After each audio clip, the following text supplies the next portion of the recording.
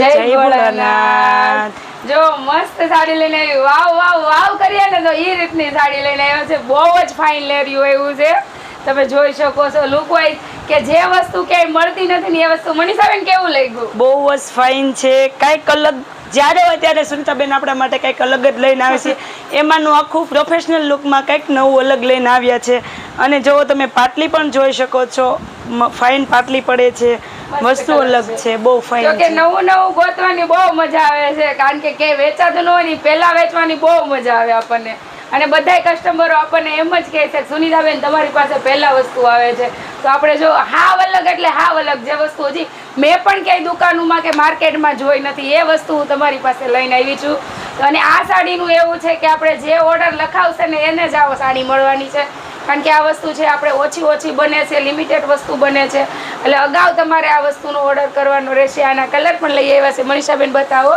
મેં પહેરેલો છે એના કલર નથી, આપણે મનીષાબેને પહેરેલા છે એના કલર છે। મનીષાબેન બતાવો।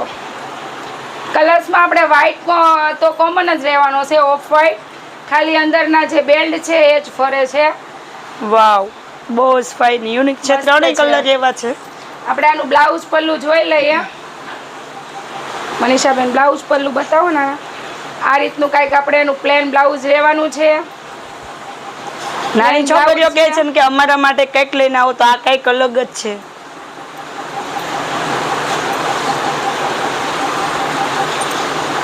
આપણે એનો પલ્લું છે, વાવ, પલ્લું પણ કંઈક અલગ બહુ છે, ફાઇન છે। આ મેં પહેરી છે એનો પલ્લું છે, અને મેં પહેરી છે એમાં આ કલરનું આપણે બ્લાઉઝ રહેવાનું છે, ગ્રે કલરનું બ્લાઉઝ નહીં આવે, પિંક શેડ ઉપર બ્લાઉઝ રહેવાનું છે। ફેન્સી લુક છે, એકદમ જ સરસ છે। જેને ઓર્ડર કરવો છે તે ફટાફટ ઓર્ડર કરી દેજો। અને એક નવી વસ્તુ પણ આપણે આવી ગઈ છે, જે આપણે અત્યાર સુધી રિટેલ વાળાને આપી હતી, પણ હજી હોલસેલ આપણે જે માર્કેટમાં આપણે ઓનલાઈન વાળા બહેનો છે એમને નથી મળી, તો આપણે આ એના કલર્સ છે, બહુ જોરદાર વસ્તુ છે। આ પણ બહુ જ ફાઇન વસ્તુ છે। આપણે આના 3 કલર રહેવાના છે, ત્રણેય કલર એટલા જોરદાર છે। અને હા, આપણે શોપનો ટાઈમ 11 થી 5 છે, તો એ જ ટાઈમે આવું બધાને, એટલે ધક્કો ન થાય। અને કોમેન્ટમાં જય ભોળાનાથ જરૂરથી લખી દેવું, જય ભોળાનાથ।